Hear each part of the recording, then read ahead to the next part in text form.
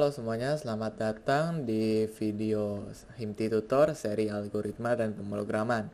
Di video kali ini kita akan membahas tentang operator, operand, and arithmetic. Oke, tanpa lama-lama kita langsung aja ke materinya. Jadi, apa yang dimaksud dengan operator dan operand? Ketika kalian membuat suatu variabel integer x sama dengan 5 tambah 2 gini. Yang dimaksud dengan operand adalah x, 5, dan 2. Jadi X 52 ini disebut sebagai operand. Sedangkan untuk sama dengan dan tambah itu disebut sebagai operator. Oke, perbedaannya itu cukup simpel.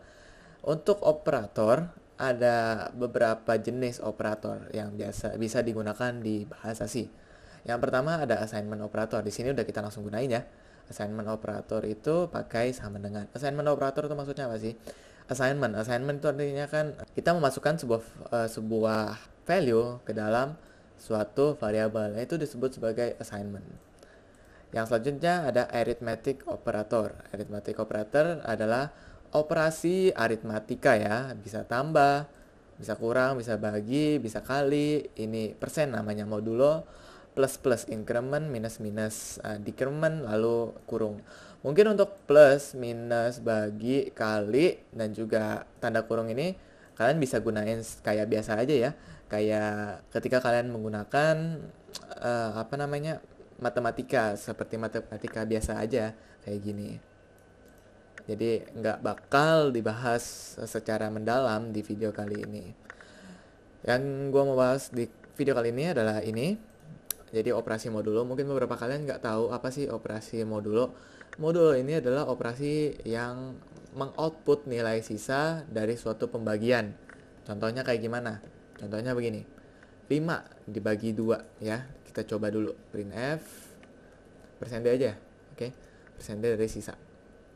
Kita keluarnya 2 ya. 5 bagi 2 harusnya kan 2,5 ya. Tapi di sini karena kita memakai integer, hasilnya komanya nggak ada komanya, jadi cuma 2 doang. Berarti kita tahu ya, berarti 5 bagi 2 terdekatnya adalah 2. Berarti ada sisanya dong. Sisanya berapa? Kalau 2 dikali 2 kan 2 dikali 2 kan sama dengan 4. Kalau gitu 5 dikurang 4 jawabannya adalah 1. Nah, di situ dimana modulo bekerja. Kita lihat modulo. Harusnya jawabannya 1 ya. Ya. Karena 5 bagi 2 yang terdekat tidak ada koma adalah 2. 2 kali 2 adalah 5. 2 kali 2 adalah 4 ya harusnya. 2 kali 2 adalah 4. Lalu 5 dikurang dari hasil perkalian terdekatnya berapa? 4. Berarti 5 kurang 4 sama dengan 1. Nah, ini adalah operasi modulo ini. Kalau dijabarkan ya. Biasanya modulo ini bisa kita gunakan untuk mengetahui apakah sebuah bilangan ganjil atau genap. Kita lihat, misalkan kalau angkanya genap, misalnya 10 ya. Kita run. Sebentar, di-exit dulu yang tadi. Kalau kita run, pasti nggak ada sisa. Karena angka genap pasti bisa dibagi 2. Tapi kalau angka ganjil, misalkan 101, kita lihat, pasti sisanya selalu 1. Nah, biasa digunakan untuk ini ya. Di modulo 2 apakah hasilnya 1? Kalau 1 artinya ganjil, kita lakukan operasi apa? Kalau 0 artinya genap, kita lakukan operasi apa? Nah, itu fungsi dari modulo. Oke. Selanjutnya ada increment dan decrement. Increment ini kita komen dulu ya. Increment ini digunakan untuk menambahkan satu value ke variabel tersebut. Misalkan integer x tadinya adalah 6. Kita bilang di sini x plus plus, oke? Cuma pakai satu x saja, nggak usah pakai yang lain-lain. Nama variabel terus plus plus, oke? Printf kita persende, lalu kita masukkan x-nya. Tadinya 6 kan? Kita udah tambahin x plus plus, artinya jadi berapa? Kita lihat dulu. Artinya adalah 7, oke? Karena 6 ditambah 1 sama dengan 7. Dimasukkan kita output jadinya 7. Oke? Sama dengan decrement, kita minus-minus, harusnya hasilnya 5 ya. Kita lihat, ya benar, hasilnya 5. Oke? Untuk increment dan decrement, misalkan kita di sini mau integer y sama dengan x minus minus. ada yang namanya post decrement, ada yang namanya pre decrement. Kalau ini yang tadi kita lakukan x plus plus itu namanya post decrement. Bedanya apa? Nah, kita lihat di sini ya. Kita lihat, kita masukkan ke sini. Integer x-nya 6. Terus y kita bilang sama dengan x minus minus. Lalu kita output y. Kita output aja dulu. Hasilnya apa? Hasilnya kok 6? Padahal kan kita udah bilang x-nya di minus-minus, harusnya y-nya 5 kan. Nah, itu perbedaan dari post dan pre. Kita lihat, kita x minus-minus, kalau kita output x-nya 5. Kalau kita output y-nya, y-nya 6. Nah, kita bisa lihat perbedaannya ya. Kita pakai persen D. Oh ya, kalian bisa tambah-tambahin di sini bebas ya. Misalkan nilai value x sama dengan segini, lalu y sama ini. X, y. Biar ketahuan ya. Nah, x-nya 5 karena udah di-decrement, tapi y-nya seharusnya kan 5 ya. Kenapa di sini 6? Nah, jadi kalau post decrement itu kita lakukan operasi ini dulu. Ininya nggak ada. Gitu ya. Jadi integer y sama dengan x dulu. Baru si x-nya sendiri yang ke minus-minus, sedangkan y-nya nggak di minus-minus. Gitu ya. Tapi kalau kita gunakan minus-minus x, kita lihat hasilnya sama ya. Jadi dia di sini mengurangin x-nya dulu. X-nya jadi 5, oke? X-nya jadi 5, baru di-assign ke dalam y-nya, oke? Jadi begitu perbedaan antara post dan pre. Untuk increment atau yang plus-plus sama ya. Logiknya sama, prinsipnya sama. Jadi aku nggak usah praktekin lagi. Oke, selanjutnya ada relational operator. Oke, ini udah selesai. Selanjutnya ada relational operator.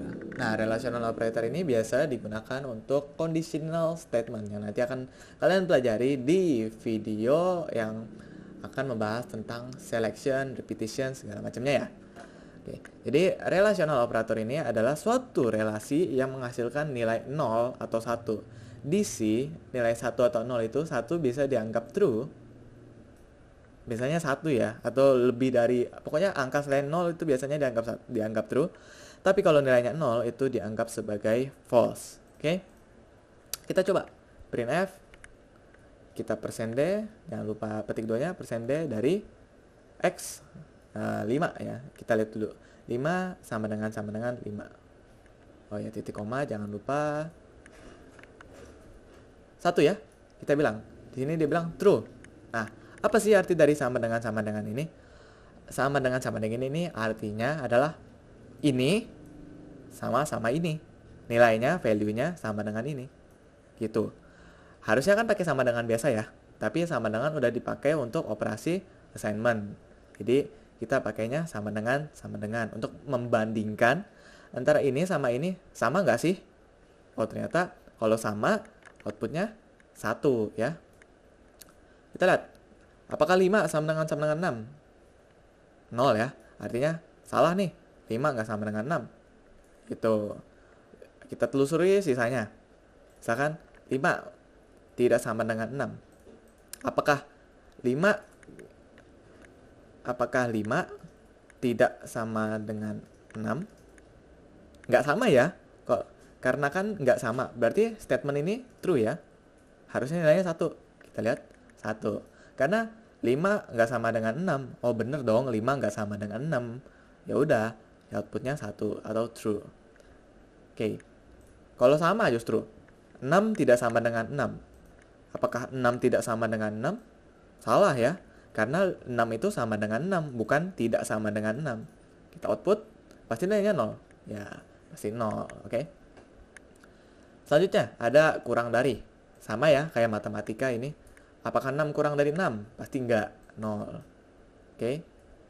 Simple ya, kalau yang pengurang sama dengan, kurang dari, lebih dari, kurang dari sama dengan, lebih dari sama dengan, pasti kalian udah bisa lah. Nah, apakah 5 kurang dari 6? Ya. Apakah 5 kurang dari sama dengan 6? Betul, 1. Apakah 6 kurang dari sama dengan 6? 1. Nah, sama aja kayak matematika. Nah, yang terakhir ada operasi apa nih? Tanda tanya titik 2. Oke, kita komen dulu. Ini namanya adalah ternary operator. Apa sih maksud dari ternary operator? Aku tulis sintaksnya dulu ya. Integer x sama dengan 5 lebih besar daripada 6. Tanda tanya. Nah, di sini ya. Tanda tanya kepake. Kita lalu tulis misalkan 3 p 3 2 printf %d dari x. Oke. Jadi untuk yang ini ternary operator artinya apa? Ternary artinya kan 3, third ya, dari angka 3 lah pokoknya, 3 operan. Jadi ternary itu adalah suatu operasi yang memerlukan 3 operan, 1, 2, 3. Nah gitu. Jadi maksudnya apa sih dari sintaks ini? Dia tanya apakah 5 lebih gede, lebih besar dari 6. Lebih besar dari 6 enggak? Oh ternyata enggak. Kalau enggak, dia ambil value yang di belakang. Kalau iya, dia ambil value yang di depan. Kita jalanin dulu ya. Harusnya kan 5 lebih besar daripada 6. Tidak. Kalau tidak, ingat apa? Ambil value yang di belakang. Harusnya kalau kita output, dia keluarnya angka 2. Betul ya? Kita ganti. Apakah 5 lebih kecil daripada 6? 5 lebih kecil daripada 6 enggak? Oh iya, tentu dong 5 lebih kecil daripada 6. Berarti kita ambilnya value yang depan. Value yang depan sama C-nya dimasukin ke dalam variabel ini. Kita output.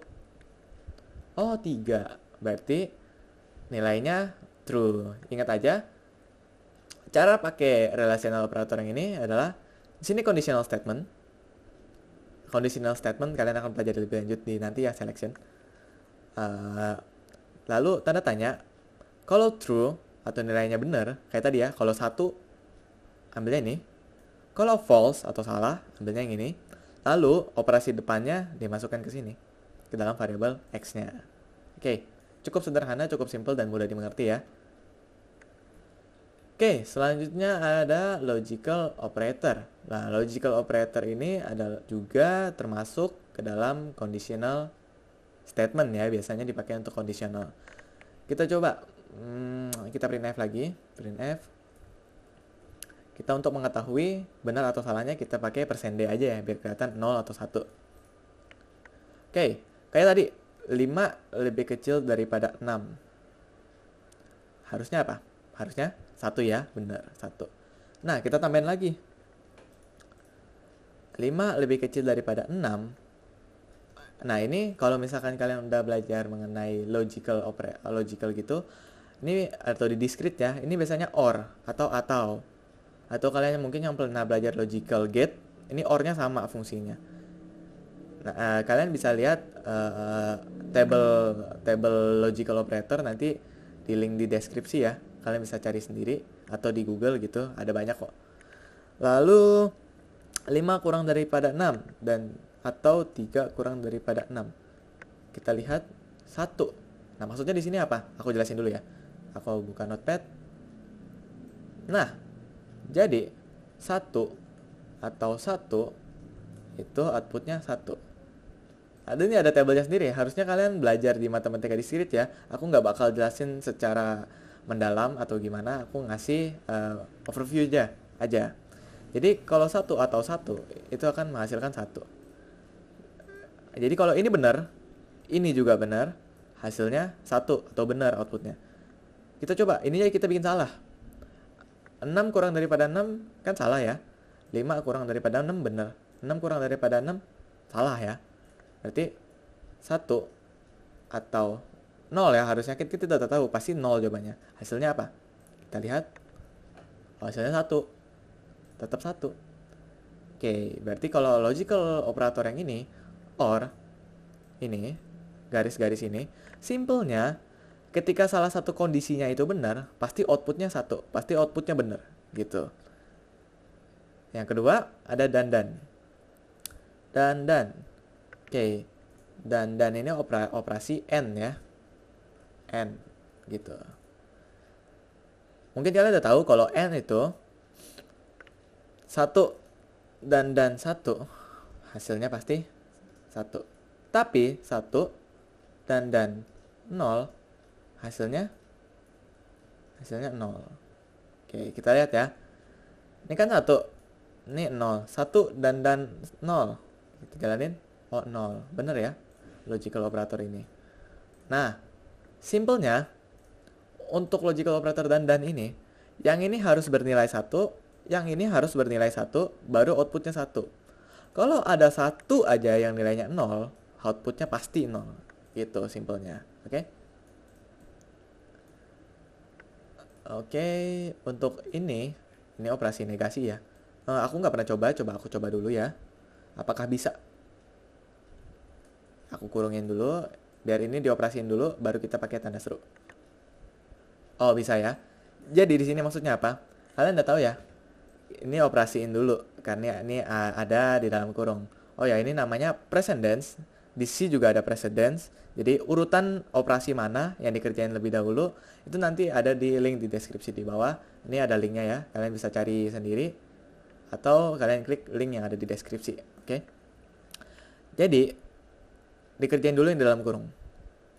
Oke. Ini dioperasiin dulu. Ini dioperasiin dulu. Ini kan pasti 1. Ini 0. Kita lihat tadi 1 dan 0 hasilnya 0. Nah, tanda seru ini itu fungsinya membalikan yang tadinya 0. Misalnya tadinya 0 ya. Dikasih tanda seru 0. Artinya jadi 1. Kebalikannya juga. Kalau misalkan tanda seru 1, hasilnya 0. Nah, ini pasti kalian udah belajar di script ya. Kita lihat jawabannya 1. Karena hasil dari ini 0. 0 ditanda seruin, jadinya 1. Gitu. Simpelnya begitu. Oke. Udah selesai ya untuk yang logical operatornya. Sekarang operator yang terakhir adalah operator bitwise. Bitwise operator ini, mungkin kalian ada yang belum familiar dengan bit. Bit itu artinya berhubungan dengan binary. Ya. Binary itu apa sih? Binary itu adalah rentetan angka di mana angkanya cuma ada 1 sama 0 itu. Kalian bisa cari sendiri apa itu binary. Sini aku cuma pakai operatornya aja ya. Aku ngejelasin fungsi dari operatornya. %D. Oke. Pertama, operasi dan. Nah, dan di sini konsepnya sama tadi, tapi berbeda fungsinya ya. 5, misalnya 5 dan 2. Oke. Kita lihat outputnya apa? Outputnya 0. Dari mana itu 0? Nah, tadi kan outputnya itu 0. Kita convert. Jadi, fungsi dari bitwise ini adalah dia melakukan operasi berdasarkan binary-nya. Jadi kita perlu ubah dulu ini jadi binary. 5 kita convert jadi binary. 101 ya. 101. 2 kita convert jadi binary. Ini. Nah, kalau untuk binary kalian samainnya mulai dari belakang ya, nggak dari depan. Nah, ini kita operasiin N. N itu artinya apa? Sama kayak tadi. Kalau 1 sama 0, pasti jawabannya 0 ya, karena nggak sama. Dia kan bilang harus 1 sama 1 baru 1. Oke. Ini kalau nggak ada, jadinya 0. Jadi 1 sama 0, 0. 0 sama 1, 0. 1 sama 0, 0 juga. Jadi 0 semua. 0, 0, 0. Dari binary diubah ke desimal, ya 0. Kita dapat outputnya 0. Coba angka yang lain, misalkan 3. Outputnya berapa? 1. Kita lihat lagi. Kita cek. 3 di sini. Oh, 1, 1. Berarti di sini 1, 1. Kita pakai operasi dan. Operasiin lagi. 1, 0, 0 tetap ya. 0, 1, 0. Nah, belakangnya 1, 1, 1. Ini kita operasiin, kita convert dari binary ke desimal. Convert 1 ya. Gitu. Jadi fungsi bitwise ini berhubungan sama binary. Oke, selanjutnya operasi OR. Sama kayak tadi ya. Operasi OR. Logicalnya, konsepnya sama kayak tadi. Kita pakai yang sama aja. Untuk 5 OR 3. Binary ini tetap sama ya. 5 kan tetap binary-nya ini. 3 binary-nya ini. Kita lihat. Sekarang operasinya OR. 1 sama 0. Kita OR. 1. 0 sama 1, 1. 1 sama 1, udah pasti 1. 1, 1, 1. Kita lihat dulu outputnya berapa. Outputnya 7. Kita lihat. Oke. 1, 1, 1. Nah, 1, 1, 1, 7. Oke. Nah, jadi logical operator fungsinya itu. Untuk logical operator ini XOR. XOR itu artinya exclusive OR. Jadi cuma yang beda hasilnya 1. Kalau yang sama hasilnya 0. Gimana sih maksudnya? Nih, aku representasiin lagi ya. Operasi OR. 1 sama 0, 1. 0 sama 1, 1. Tapi kalau 1 sama 1 itu jadinya 0. Kalau 0 sama 0 juga hasilnya 0. Jadi dia cuma yang beda aja. Pokoknya 1 sama 0 pasti 1. 0 sama 1 gitu ya, pasti 1. Tapi kalau sama hasilnya 0. Kita lihat. 110 hasil jawabannya berapa sih? Kita convert dulu. 6 ya. Kita lihat outputnya 6 gak nih? Bener, outputnya 6. Begitu fungsinya. Oke. Selanjutnya ada ini, komplement. Komplement itu artinya yang tadinya 0 jadi 1, yang tadinya 1 jadi 0. Oke. Aku simulasiin di sini.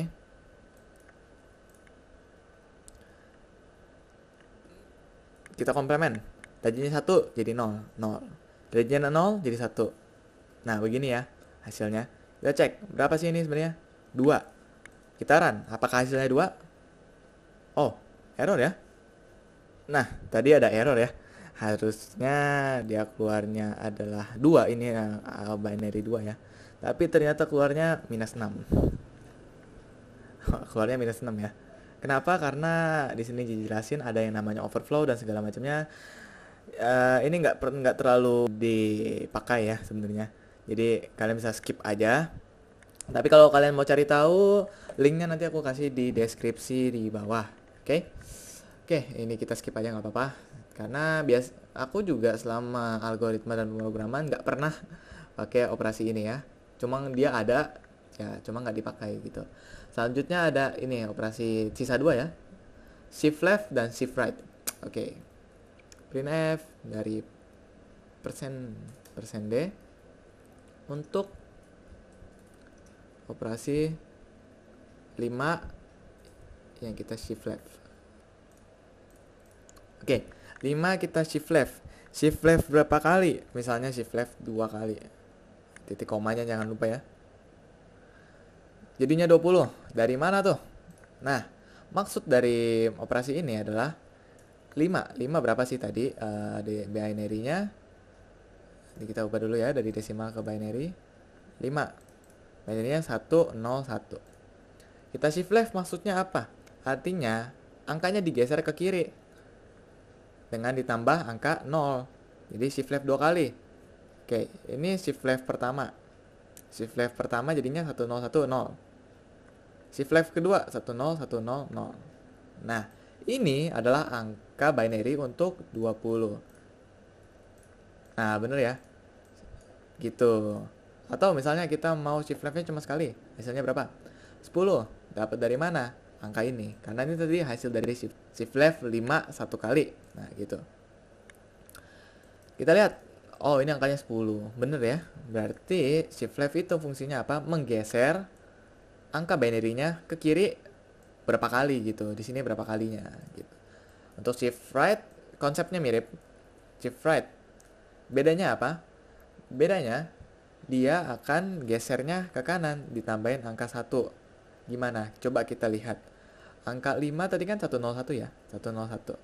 Kita shift right ke kanan 1 kali. Kita lihat dulu hasilnya berapa. Hasilnya adalah 2. 2 itu dapat dari mana? Dapat dari kan 101 ya. Kita shift right 1 kali. Ini tetap harus 3, nggak boleh lebih dari 3. Jadi intinya kita hilangin, kirinya kita tambahin 0. Jadi harusnya kan kalau shift left itu 101 0 ditambahin gitu kan, di belakangnya cuma tambahin aja. Tapi kalau shift right gesernya itu nggak boleh melebihi jumlah binary-nya. Misalkan di sini cuma 3. Kita shift right sekali, terus belakangnya tambahin 0. Ya 0 dulu, berarti kan 0, 1, 0, 1. Harusnya kan gini shift right.